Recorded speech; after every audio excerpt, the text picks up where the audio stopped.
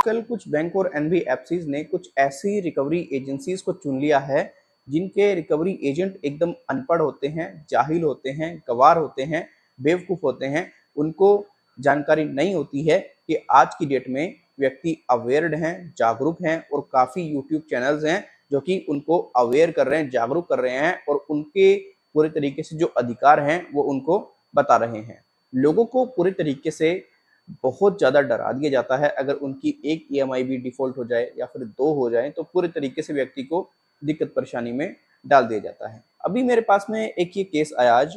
ये हमारे सब्सक्राइबर हैं विनय कुमार, इन्होंने मुझे बताया सर मैंने एक बैंक के माध्यम से लगभग 7 लाख रुपए के आसपास का लोन लिया था।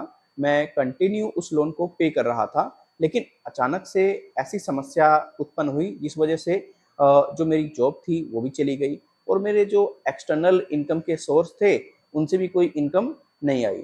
तो जो मेरी ईएमआई है वो लगभग 3 डिफ़ॉल्ट होने वाली हैं।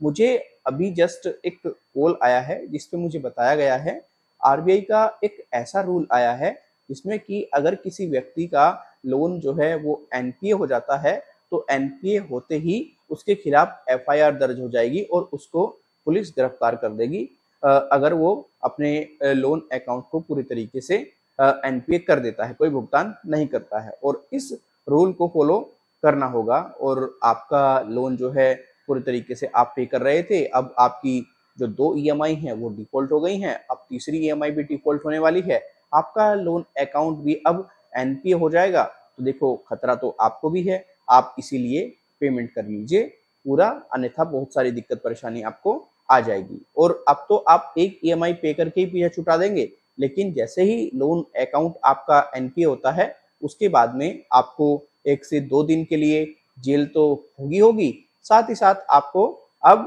पूरे तरीके से जितना भी अमाउंट है 50% जो बचा है उसको पे करना पड़ेगा और आपको उसके ऊपर 18% जीएसटी प्लस जो भी इंटरेस्ट होगा वो पे करना पड़ेगा।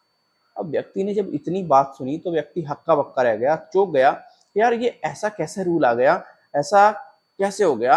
व्यक्ति को पूरे तरीके से कुछ समझ में नहीं आया। व्यक्ति ने यूट्यूब सर्च किया तो यूट्यूब पर काफ़ी वीडियोज़ उसको मिली, लेकिन कोई ऐसा रूल उसको नहीं मिला। हमारी भी एक वीडियो मिली, फिर उसने हमारी पेड सर्विस ली। पेड सर्विस लेने के बाद में उसने हमें सारा प्रॉब्लम बताया। काफ़ी व्यक्ति घबराया हुआ था, काफ़ी डरा हुआ था, तो हमने उसको प्रॉपर तरीके से गाइड कर दिया ये सारा मामला क्या है।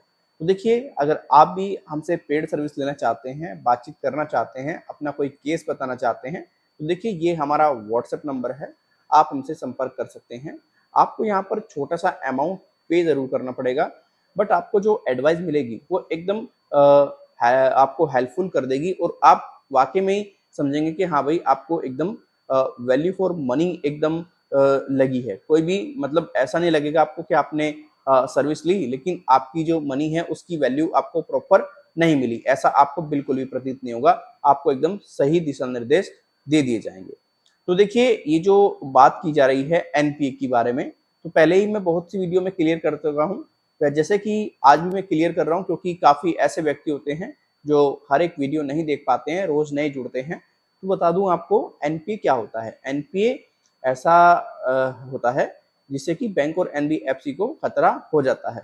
मानो अगर किसी भी बैंक एनबीएफसी का एनपीए 15% चला गया या फिर 17% चला गया, वो बैंक और एनबीएफसी पूरी तरीके से डूबने की कगार पर आ जाता है। अब एनपीए होता क्या है, एनपीए को मैं थोड़ा विस्तार से आपको बता दूं। एनपीए का मतलब होता है नॉन परफॉर्मिंग एसेट्स, इसकी जो फुल फॉर्म है वो ये है। और non performing assets bank NBFC उसको मान लेता है। मतलब बैंक ने आपको पैसा दिया और अब आप बैंक का पैसा नहीं दे रहे हैं, तो बैंक को कहीं से इंटरेस्ट भी नहीं मिल रहा है, पूरे तरीके से कोई उसकी अर्निंग उस पैसे से नहीं हो रही है और उल्टा उसका पैसा चला गया, तो बैंक की नज़र में वो नॉन परफॉर्मिंग एसेट्स हो गया, राइट। तो जब भी किसी व्यक्ति का लोन अकाउंट एनपीए होता है तो पूरी तरीके से व्यक्ति को ये समझ जाना चाहिए कि बैंक और एनबीएफसी जहाँ से भी आपने लोन लिया है वो पूरी तरीके से अब लीगल प्रोसीडिंग कर सकता है। हालांकि ये देखने में आया है करते नहीं हैं, लेकिन लीगल प्रोसीडिंग करने के लिए वो एलिजिबल हो जाते हैं, जो आरबीआई का रूल कहता है। एनपीए कब होता है? एनपीए तब होता है जब आप 92 डेज तक किसी प्रकार का कोई भी पेमेंट नहीं करते हैं, मानो आपने अपनी कोई भी ईएमआई नहीं दी 92 दिन तक, तो आपके लोन अकाउंट को पूरे तरीके से एनपीए में कंसीडर किया जाएगा, राइट। अब एनपीए होने के बाद में क्या पूरी तरीके से आपके ऊपर एफआईआर दर्ज हो जाएगी? बिल्कुल नहीं। भाई देखो, आपका लोन एनपीए हुआ है तो बैंक का या एनबीएफसी का ये कर्तव्य है, पूरे तरीके से उसने आपको पैसा दिया है तो वो पैसे को लीगली रिकवर करे, ग्राहक से जाने कि भाई ऐसी क्या समस्या आ गई जिस वजह से आप पैसा नहीं दे रहे हैं, क्या ग्राहक जेन्युइन डिफॉल्टर है या फिर ग्राहक कोई 420 कर रहा है। अगर आप एक 420 करते हैं, मानो आपने कोई डॉक्यूमेंट्स भी फ्रॉड दे दिए और आपके पास में रुपया पैसा है, आप जानबूझ करके पेमेंट नहीं कर रहे हैं, तो आप 420 के केस में कंसीडर किए जाओगे, राइट। तो बैंक एनबीएफसी क्या करते हैं, उसके ऊपर प्रॉपर नोटिस भेजकर जो लीगल प्रोसीडिंग है वो कर देते हैं 420 के तहत। जैसे कि काफी ऐसे व्यक्ति होते हैं जिनके पास में रुपया पैसा होता है लेकिन वो बैंक को वापस ही नहीं करना चाह रहे हैं, तो ये होते हैं विलफुल डिफॉल्टर।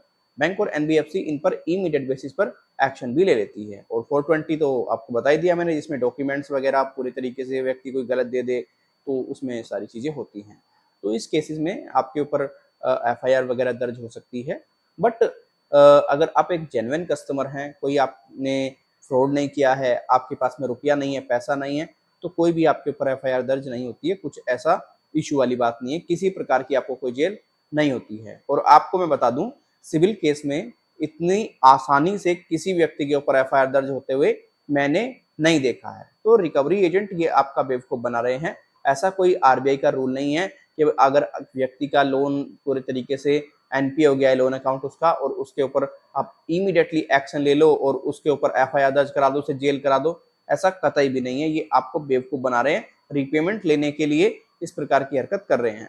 देखिए, मैं अक्सर कहता हूं, अगर आपके पास में रुपया पैसा है तो आप पे करके अपना पीछे छुटा लीजिए, अगर नहीं है तो कोई दिक्कत परेशानी वाली बात नहीं है। आप इस बात को समझ लें, जितना जल्दी हो सके उतना जल्दी। काफी व्यक्ति ना बहुत ज्यादा भोले हैं, बहुत ज्यादा डर जाते हैं, घबरा जाते हैं, टेंशन में आ जाते हैं। भाई पैसा लिया है, आप रुपया पैसा वापस करोगे, लेकिन इसका मतलब ये कतई भी नहीं है कि आप डरो घबराओ, किसी प्रकार की आप टेंशन लो। आप थोड़ा अपने अधिकार को समझें, आप अपने जो राइट्स हैं उनको प्रॉपर जब समझ लेंगे ना, कोई दिक्कत परेशानी आपको नहीं होगी। अगर आप भी किसी और प्रकार की जानकारी प्राप्त करना चाहते हैं तो आप हमें ईमेल और कमेंट के जरिए अपना इश्यू बता सकते हैं, जिससे कि हम बेटर से बेटर इन्फॉर्मेशन आपको प्रोवाइड करा सके। और जैसा कि मैंने आपको बताया, काफ़ी ऐसे व्यक्ति हैं जो हमसे पर्सनली बात करना चाहते हैं, तो उनके लिए हमने ये पेड सर्विस शुरू करके रखी है। इस व्हाट्सअप नंबर पर संपर्क उनको करना है। यहाँ पर थोड़ा सा चार्ज तो आपको पे करना होगा, लेकिन एकदम आपको वैल्यूएबल इन्फॉर्मेशन मिल जाएगी। अब आप मुझे इजाज़त दीजिएगा पूरी तरीके से। बाय बाय, टेक केयर, जय हिंद, वंदे मातरम।